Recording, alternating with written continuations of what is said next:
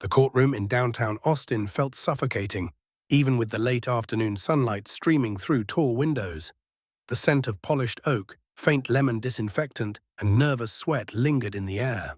Staff Sergeant Maya Lawson, a decorated Army criminal investigator, sat at the defense table, her uniform meticulously pressed.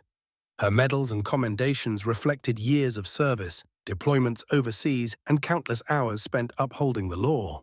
Today, however, she was facing a civilian misdemeanor charge, resisting arrest and disorderly conduct. Beside her, attorney David Mercer adjusted his glasses, whispering, "He's going to try to make you look like the aggressor, Maya. Stay calm. Don't react." Maya's dark eyes were steady, unflinching. "I deal with hostile suspects twice my size, David. A local bully with a badge won't break my bearing." The courtroom doors swung open, and Officer Kevin Dawson entered with the swagger of a man convinced of his own importance. Barrel-chested, face flushed, he radiated arrogance as he moved to the witness stand. This was the man responsible for a night that had spiraled into this courtroom drama. Just days ago, during a torrential rainstorm, Maya had been driving back from Fort Hood, strictly adhering to the speed limit. Dawson, spotting her, claimed she swerved, pulled her over, and demanded a search of her vehicle. Maya had refused, citing her Fourth Amendment rights, and presented her license, registration, and military ID calmly. Dawson's fragile ego snapped at her composure. He forcibly removed her from the car, slamming her against the wet metal door, attempting to fabricate justification for an arrest. Now, in front of a judge, jury, and dozens of onlookers, Dawson spun a practiced lie, painting her as the aggressor. He claimed she reached for the center console and resisted him. Maya's jaw tightened as she remained perfectly still, her training allowing no outward reaction to his bluster. Mercer's voice cut through the tension. "Officer Dawson, the inventory report shows the center console was jammed. It required tools to open. How could she have reached inside?" A murmur swept through the gallery. Dawson's face reddened, his confident demeanor cracking. Mercer pressed on, highlighting discrepancies in the cruiser's dashcam, revealing the footage had not malfunctioned but had been manually stopped. Dawson's excuses collapsed under the scrutiny, his composure unraveling. The judge leaned forward, eyes narrowing, intrigued by the unraveling of the officer's testimony. During a recess as the courtroom emptied, Dawson approached Maya, his shadow looming. Rage flashed in his eyes as he spat venomous words, attempting intimidation. Maya's stance remained controlled, her calm radiating certainty. Then, in a blink, Dawson's hand struck her face. The courtroom gasped. Muscle memory honed through combat and law enforcement training took over. Maya pivoted, her fist connecting with precision to Dawson's jaw. The hulking officer crumpled, unconscious before he hit the floor. Chaos erupted. Bailiffs called for medical assistance, prosecutors froze, and the judge demanded order. Maya stood composed, hands raised in neutral defense, the red mark on her cheek already forming a sharp contrast. She had neutralized the immediate threat without overstepping her bounds. The gavel pounded, commanding calm, and paramedics rushed in. Dawson's world had shifted in an instant, his arrogance shattered. In the stillness that followed, the courtroom recognized the profound weight of what had just occurred. A single act of unflinching courage, rooted in discipline and integrity, turning the tables on a man who believed himself untouchable. As the medics attended to Dawson, Maya adjusted her cap, her breathing steady, her expression composed. David Mercer returned with 2 cups of coffee, startled by the sudden chaos, spilling some onto the marble floor. Judge Harold Simmons slammed his gavel, regaining control. "Bailiffs, secure the defendant. Medical attention immediately," he commanded. Prosecutor Alison Price interjected, her voice trembling. "Your Honor, she acted with force." The judge's gaze softened slightly toward Maya. She responded to an unprovoked assault. "No charges will be pressed at this time." Outside the courtroom, news crews captured the stunned reactions of onlookers, the story already gaining traction. Inside, the tension remained thick as Maya and Mercer reviewed the security footage. Every angle confirmed her precise, disciplined response, every frame documenting Dawson's reckless aggression. The evidence would be pivotal for the ongoing federal investigation. Meanwhile, Captain Marcus Reed of the U.S. Army Criminal Investigation Division arrived, his presence commanding. Though in civilian attire, the badge he displayed spoke volumes. He moved directly to Maya, offering a concise nod. "Well executed," he said, the authority in his voice leaving no room for doubt. Mercer's eyebrows lifted. "Captain Reed, how does this federal involvement affect the case?" Reed's reply was measured, calm but firm. "Sergeant Lawson was acting undercover as part of a joint task force investigating systemic corruption within the Oakwood Police Department. Dawson was our primary target." Maya's eyes narrowed slightly. The weight of months of covert operations pressed behind them, the courthouse now a stage for the culmination of carefully orchestrated work. Reed explained that the assault had provided irrefutable documentation of Dawson's criminal behavior under the RICO investigation. Federal warrants were being executed as they spoke, targeting the rest of the corrupt precinct officers. The courtroom buzzed with a mixture of disbelief and awe as the full implications became clear. Dawson's arrogance had not only led to his humiliation, but accelerated the downfall of an entire network of corruption. Mercer guided Maya through post-recess procedures, ensuring her testimony would align seamlessly with federal strategy. The atmosphere remained charged, each participant aware that the legal and operational stakes had shifted dramatically. Dawson's unconscious form, now stabilized by medics, was evidence of both immediate justice and long-term accountability. Outside, the sky had darkened, a late spring storm rolling across Austin. Rain streaked the courthouse windows, echoing the night of the initial incident, adding a cinematic weight to the unfolding justice. Inside, Judge Simmons made an unprecedented decision to impound all courtroom security footage, acknowledging its role in a federal investigation. Maya's pulse remained calm, her focus unbroken. She was already mentally preparing for the next stage, providing detailed testimony for the federal case, ensuring the corrupt officers could not escape accountability. The chaos of the courtroom had settled, but the tension simmered beneath the surface, a quiet prelude to the federal trial that would dismantle the Oakwood Police Department's criminal operations. For Maya, every step of the mission, every act of discipline, had culminated in this moment, where courage, law, and strategy converged to turn the tables on a man who thought himself untouchable. And yet, even in this controlled aftermath, a subtle twist remained. Dawson's unconscious body hid a growing fear, one that would evolve into a nightmare as federal investigations moved in, reshaping his life permanently. The next morning, the courthouse in Austin was quieter than usual, the storm having passed overnight, leaving slick streets and a lingering humidity. Staff Sergeant Maya Lawson arrived early, her Army Service uniform crisp, medals catching the soft morning light. She carried herself with the disciplined precision of someone who had spent years in hostile zones, her mind already focused on the upcoming federal hearings. David Mercer met her at the entrance, briefcase in hand, his expression a mixture of respect and caution. "Today, everything gets formalized," he said quietly, glancing at the courthouse steps. Maya nodded, the weight of responsibility settling over her. The federal prosecutors, led by Lydia Vale, were already inside, setting up monitors and evidence displays. They had reviewed the previous day's footage repeatedly, ensuring every frame of Dawson's assault and her response was catalogued and legally reinforced.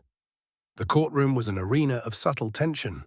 Journalists lined the upper gallery, cameras poised, but the focus was on the precise choreography of justice. As Dawson was wheeled in, under heavy escort, his arrogance had vanished, replaced by visible fear. The harsh fluorescent lights reflected off the stark beige of his prison-issued jumpsuit. He avoided Maya's gaze, aware of the video that had captured his every misstep. Vale began the session by clearly outlining the Joint Task Force's investigation. Dawson's illegal stops, extortion of military personnel, planting of contraband, and the pattern of intimidation that had governed Oakwood Police Department. Maya's testimony was calm, measured, but piercing in its clarity. She recounted the night in question, emphasizing her compliance, her refusal to consent to an unlawful search, and her awareness of her constitutional rights. Every word reinforced the contrast between her disciplined restraint and Dawson's violent escalation. The jury listened intently, the room silent except for the cadence of her voice. Mercer stepped up for cross-examination, but the questions only highlighted inconsistencies in Dawson's past actions. His attempts to justify behavior crumbled under the weight of documented evidence, dashcam recordings, and Maya's precise recollections. The morning passed in a tense rhythm. Testimony, review of evidence, legal arguments punctuated by the silent, ever-present shadow of the video that would serve as the ultimate proof. Outside, the city moved unaware of the quiet storm unfolding in the federal courthouse. The sun broke through lingering clouds, casting sharp reflections across polished marble. Inside, the tension climaxed when Vale played the unedited courtroom footage from the previous day. The jurors saw Dawson approach Maya aggressively, hear the racial slur hiss from his lips, and witness the slap land. Then came the pivot. Maya's calculated, immediate response, the textbook strike that rendered him unconscious. A collective breath seemed to leave the room. The visual proof was undeniable. Dawson's attempted dominance and violation of the law were laid bare for every eye, every microphone, every recording to capture. For Maya, it was a moment of quiet vindication. For Dawson, a permanent fracture of identity and authority. As the day drew to a close, the prosecution summarized the gravity of Dawson's crimes, noting the breadth of systemic corruption he had led. The final twist was subtle but profound. Dawson's fate was no longer contingent on perception, opinion, or procedural loopholes. Every action, every assault, every illegal maneuver had been documented, analyzed, and corroborated beyond doubt. The courtroom emptied slowly, leaving behind a tangible weight of accountability and the anticipation of the sentencing that would follow, cementing the beginning of a reckoning for a man who once believed himself untouchable. The following week, the federal courthouse in Houston buzzed with a quiet intensity. Maya arrived early, her uniform spotless, medals glinting under the fluorescent lights. She had spent hours reviewing case files and transcripts, ensuring every detail was precise and consistent. David Mercer accompanied her, briefcase packed with evidence, his expression wary yet confident. Outside, the humid Texas air pressed against the courthouse walls, mingling with the faint scent of rain-soaked asphalt from an early morning drizzle. Inside, the courtroom was stark, polished wood and cold marble, reflecting the gravity of the proceedings. Prosecutor Lydia Vale arranged exhibits and monitored the jury's attention, her sharp eyes scanning every angle. Dawson was brought in, restrained and visibly diminished, his once intimidating presence reduced to a cautious shuffle. His confidence had evaporated, replaced by the palpable fear of facing federal charges. The session began with testimony from junior enlisted soldiers stationed at Fort Hood. They recounted incidents of intimidation, illegal stops, and extortion, each account layered with fear, resentment, and the relief that their experiences were finally being acknowledged. Maya's turn to speak was next. She detailed her operational role, her covert investigation, and her actions during the arrest. Her voice was calm, deliberate, and unwavering, painting a vivid contrast between professional discipline and Dawson's reckless aggression. The jury absorbed her words, the weight of her service and credibility evident in every gesture and tone. Mercer's cross-examination sought to clarify technical points and confirm the sequence of events. Each question was carefully framed to emphasize Dawson's culpability without overstepping legal boundaries. The court paused briefly as evidence from the previous courthouse incident was replayed, showing the sequence of the slap and Maya's precise, controlled response that had rendered Dawson unconscious. The jurors reacted subtly, absorbing the visceral clarity of the footage. Outside, rain began to streak the large windows again, adding a cinematic layer to the courtroom atmosphere. The city muted under storm clouds. In the gallery, families of service members whispered quietly, their expressions a mix of relief and admiration for Maya's courage. Dawson shifted uncomfortably, eyes darting to the monitors displaying every movement, every nuance of his actions laid bare. Vale called the final witnesses, experts on procedural law and military oversight, reinforcing the systemic patterns of corruption within the Oakwood Police Department. Each testimony layered further evidence of a calculated abuse of power, highlighting the organizational structures that enabled Dawson's behavior. As the day concluded, the courtroom was left in a tense, anticipatory silence. The jurors exchanged glances, processing the clarity and totality of the evidence. Dawson's path to accountability was no longer hypothetical, it was imminent, grounded in documented actions, credible testimonies, and irrefutable video evidence. Maya remained composed, aware that each step had been meticulously planned to ensure justice was served. The storm outside mirrored the internal tension, a slow drumbeat of inevitability, signaling that the reckoning was far from over, but completely unavoidable. As the proceedings adjourned, a subtle shift lingered in the air. Dawson's world had irrevocably changed, and the dominoes of federal accountability had begun to fall with unstoppable precision. The following morning, the Houston courthouse was cloaked in a humid, overcast stillness. Staff Sergeant Maya Lawson arrived early, her polished uniform reflecting the dim light through tall windows. Her medals gleamed, silent witnesses to years of service, combat deployments, and high-stakes investigations. David Mercer followed closely, briefcase in hand, his face a mixture of tension and admiration. Outside, the lingering storm had left the streets glistening, a quiet reminder of the night that had set these events in motion. Inside, the courtroom was solemn, the scent of polished oak and faint lemon polish mixing with the palpable tension of expectation. Dawson was escorted in, restrained and visibly shaken. Gone was the swagger of arrogance, replaced by fear etched into every line of his face. The jury members, attentive and composed, watched as the sequence of events from Fort Hood to the Oakwood incident was presented in meticulous detail. Maya recounted the night of the illegal stop, her voice steady, eyes focused, recounting how she had exercised her constitutional rights while remaining compliant and calm. Every word emphasized the deliberate, measured actions that contrasted sharply with Dawson's impulsive aggression. Prosecutor Lydia Vale highlighted the systematic pattern of corruption, extortion, and intimidation executed by Dawson and his network.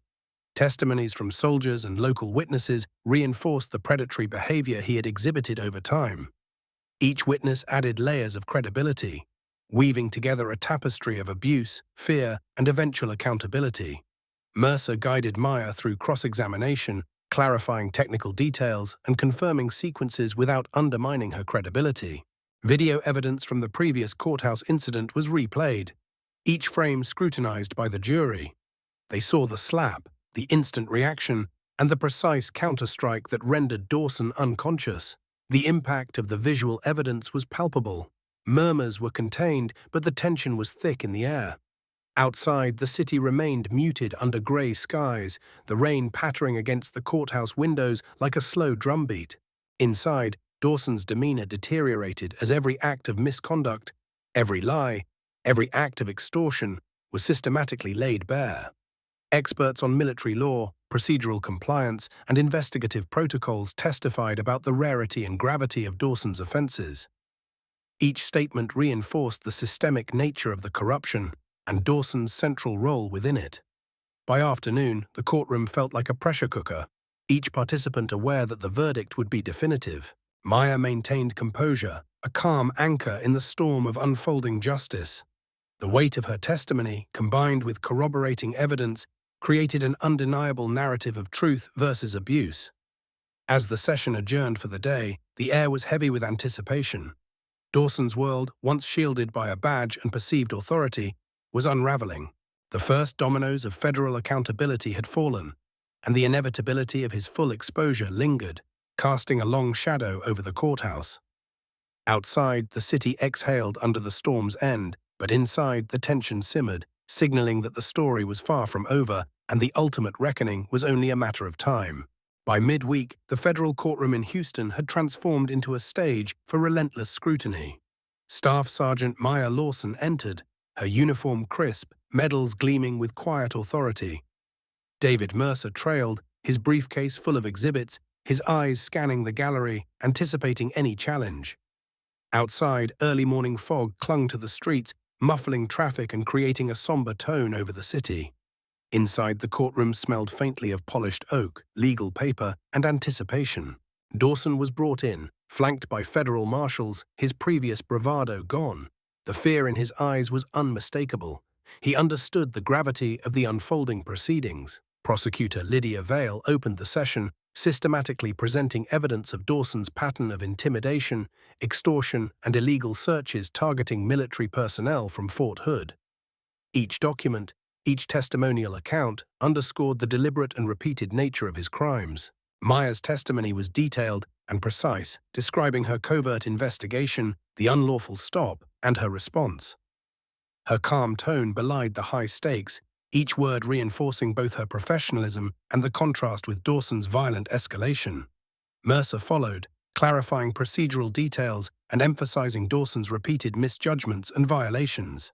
The highlight came when the video from Oakwood was played. The jury witnessed the slap, the pivot, and Maya's textbook strike that incapacitated Dawson. Silence enveloped the courtroom, broken only by the faint clicks of recorders. Outside, the humid Houston air pressed against the courthouse windows, mirroring the heavy tension inside. Dawson's eyes darted nervously toward the monitors, the weight of his actions crystallized in real time. Witness after witness confirmed the culture of corruption, the abuse of authority, and the financial exploitation of young soldiers. Vale highlighted how Dawson's perjury, falsified reports, and orchestrated intimidation had systematically protected him for years, until Maya's intervention. Each revelation tightened the net around him, leaving no room for doubt or evasion. By late afternoon, the courtroom atmosphere had become almost oppressive, charged with anticipation and the quiet realization of inevitable accountability. The jury absorbed the totality of the evidence, each element reinforcing a single, unavoidable conclusion. Dawson's misconduct was both deliberate and criminal. Maya maintained her composure, the embodiment of discipline and clarity amidst the mounting legal pressure. As the day concluded, the subtle twist became evident. Dawson's previous acts of intimidation, once hidden behind the veneer of authority, were now fully exposed, leaving him isolated, vulnerable, and facing the full consequences of his actions. Every strategic move, every measured response, had led to this moment of undeniable justice. Thursday morning brought a sharp clarity to the Houston courthouse. Sunlight filtered through tall windows, casting long shadows across polished oak floors. Staff Sergeant Maya Lawson arrived early, her uniform impeccable, medals catching the light in a quiet testament to her service. David Mercer was already inside, organizing files, his expression taut with anticipation. The humid Texas air had lifted, leaving a crisp breeze that rattled the courthouse doors occasionally. Dawson was escorted in, chains clicking softly with each step, his previous arrogance fully replaced by palpable anxiety. Prosecutor Lydia Vale began the day with a precise overview, tracing the extensive network of corruption Dawson had orchestrated.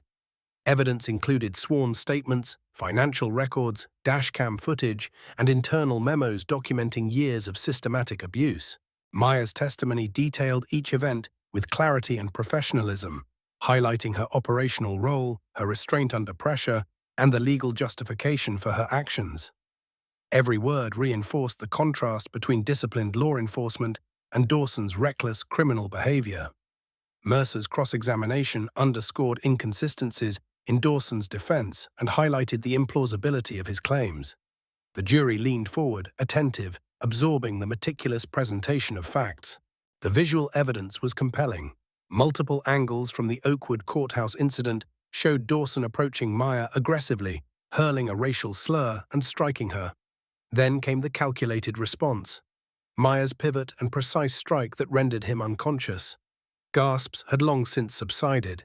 Now the jury understood the full scope of both threat and measured defense.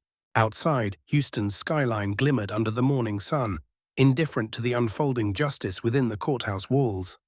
Dawson's visible fear grew as each new piece of evidence reaffirmed the pattern of abuse and deceit.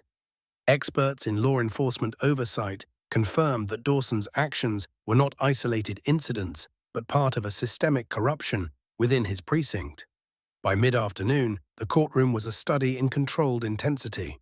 Witnesses concluded their accounts, and Vale summarized the breadth of Dawson's misconduct, emphasizing the deliberate nature of his extortion and intimidation. The prosecution carefully highlighted that Maya's intervention was both legally justified and essential in exposing a widespread criminal network. The subtle twist in the proceedings became clear. Dawson's previous sense of invulnerability had been shattered completely. Every lie, every attempt at intimidation, and every violation of law was meticulously documented, leaving him exposed and powerless. As the session concluded, the jury filed out, leaving behind a room heavy with the weight of inevitability. Maya remained composed, understanding that each strategic choice, each calculated response, had set the stage for ultimate justice. Outside, the city of Houston moved on, oblivious to the quiet orchestration of accountability that had taken place within its walls. But the consequences for Dawson were already irreversible. Friday morning dawned with a tense stillness over Houston. Staff Sergeant Maya Lawson arrived at the federal courthouse, her uniform pristine, medals gleaming under the muted daylight. David Mercer followed closely, reviewing notes, his face taut with anticipation. The courtroom was stark and imposing, polished wood and cool marble reflecting the seriousness of the proceedings. Dawson was escorted in, his posture slumped, eyes downcast, the weight of impending accountability visible in every movement. Prosecutor Lydia Vale began with the final rounds of evidence, detailing the extensive scope of Dawson's crimes: illegal stops, extortion of military personnel, falsified reports, and a culture of intimidation within Oakwood Police Department. Maya's testimony was unwavering, detailing her operational role, the calculated nature of her undercover investigation, and the sequence of events during the illegal stop. Each word highlighted her discipline, her restraint, and the contrast with Dawson's impulsive aggression. Cross-examination by Mercer further reinforced inconsistencies in Dawson's defense, leaving the jury with no room for doubt. The climax of the day came when the unedited footage from the prior courthouse incident was displayed. Every juror saw Dawson approach aggressively, spew a racial slur, and strike Maya. The calculated pivot and precision strike that incapacitated him followed. The impact was viscerally clear. The hulking officer's arrogance and sense of invincibility had been decisively shattered.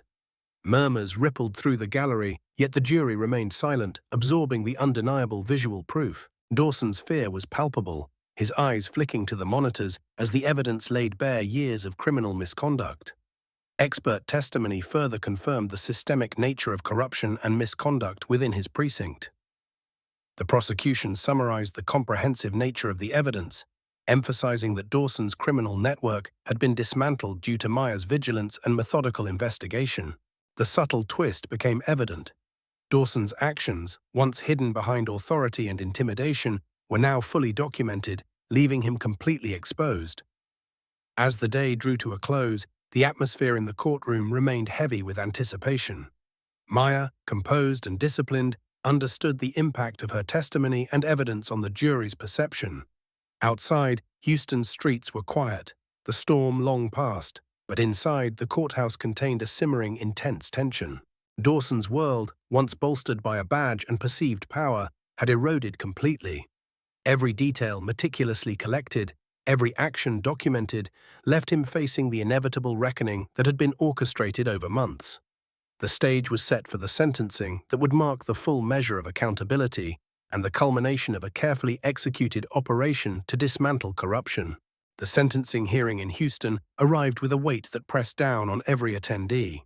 Staff Sergeant Maya Lawson entered the courtroom, her uniform immaculate, medals glinting with understated authority. The air was thick with anticipation, every whisper carrying the gravity of what was about to unfold. Dawson sat at the defense table, visibly diminished, his once assertive posture replaced by tense submission. David Mercer took his place beside Maya, files meticulously arranged, eyes scanning the room for any anomalies. Judge Victor Langford, known for his unwavering stance against public corruption, presided. His presence alone commanded silence. The polished wood of the bench reflected a cold, unyielding authority. As the proceedings began, the prosecution outlined Dawson's extensive criminal record within the Oakwood Police Department, detailing illegal stops, extortion, falsified reports, and a pattern of intimidation targeting military personnel. Each account was precise, methodical, leaving no room for misinterpretation. Maya took the stand, her testimony measured and unwavering. She recounted the incident at Oakwood Municipal Courthouse, emphasizing her compliance, her restrained reaction, and the legal justification for her defensive action. The jury absorbed every detail: the slap, her pivot, the precise strike that rendered Dawson unconscious, and the implications of the federal investigation that followed. Dawson's lawyer attempted to argue mitigating circumstances, but the evidence was overwhelming. Unedited video footage, corroborating witness testimony, and forensic documentation left no room for doubt. Judge Langford's voice rang through the courtroom, delivering a weighty reflection on the nature of abuse of power and accountability. He detailed the betrayal of public trust, the exploitation of vulnerable soldiers, and Dawson's deliberate acts of intimidation. Dawson's hands trembled on the table, jaw tight, eyes wide as the judge outlined the consequences. The courtroom was silent, each participant aware of the irreversible verdict. As Langford imposed the maximum sentence, detailing the custody and mandatory minimum terms within the federal penitentiary system, Dawson's composure broke entirely. The realization of permanent accountability, loss of status, and exposure of every criminal act settled over him. Maya remained composed, a silent sentinel of justice achieved through discipline, courage, and unwavering adherence to law. The courtroom absorbed the gravity of the sentencing. The symbolic and literal weight of justice resonated in the polished wood, marble floors, and heavy air. As the gavel struck, Dawson's final illusion of invulnerability was shattered. Outside, Houston moved on, unaware of the profound orchestration of justice that had concluded. Inside, Maya allowed herself a brief acknowledgement of victory. Her disciplined nod a quiet testament to the culmination of months of careful strategy, courage under pressure, and the unflinching pursuit of justice. The ripple effect of accountability would extend far beyond the courtroom walls, leaving a lasting impression of law, discipline, and moral clarity. After the sentencing, the atmosphere in the federal courthouse gradually eased, yet the weight of justice lingered in every corner. Staff Sergeant Maya Lawson collected her belongings, maintaining the same composed demeanor that had defined her throughout the entire ordeal. David Mercer followed, offering a brief nod of respect. Outside, the bright Texas sun cut through the lingering haze of the previous week's storms, casting sharp shadows across the courthouse steps. Dawson had been led away by federal marshals, his figure dwarfed by the towering presence of law enforcement, the chains rattling with every step. The fall from arrogance to absolute accountability was complete. His influence evaporated, replaced by a legacy of disgrace and irreversible consequence. In the streets, civilians passed unaware, while the families of those affected by Dawson's crimes reflected on the justice achieved. For Maya, the culmination of months of covert operation, investigation, and disciplined action had reached a definitive conclusion. She had balanced legal strategy, operational precision, and personal courage to ensure not only the exposure of one man's criminal actions, but also the dismantling of a corrupt network that had preyed on the vulnerable. Later that evening, Maya returned to a quiet residence in Houston. Rain began to fall softly, tapping a steady rhythm against the windows. She allowed herself a moment of reflection, considering the magnitude of what had transpired. Lives impacted, a career ended, and systemic corruption unraveled. Across the country, the implications of the case began to ripple through law enforcement agencies, military units, and local communities. Dawson's conviction sent a clear signal that abuse of authority would meet with decisive, meticulously documented consequences. Maya knew her work was not finished. Vigilance remained essential. She reviewed case notes, planning future operations with the same unwavering commitment that had carried her through the Oakwood investigation. Each decision, each action, each carefully executed step had led to this moment where justice, law, and morality converged. And in that quiet moment, she acknowledged a profound truth. Courage combined with discipline could dismantle even the most entrenched systems of corruption. For viewers watching this story unfold, the lesson resonates with clarity. Standing up for what is right, backed by knowledge, preparation, and unwavering resolve, has the power to change lives, enforce accountability, and restore integrity. Justice is not always immediate, but it is attainable when met with diligence and courage. Subscribe to the channel, leave a comment, and share this video.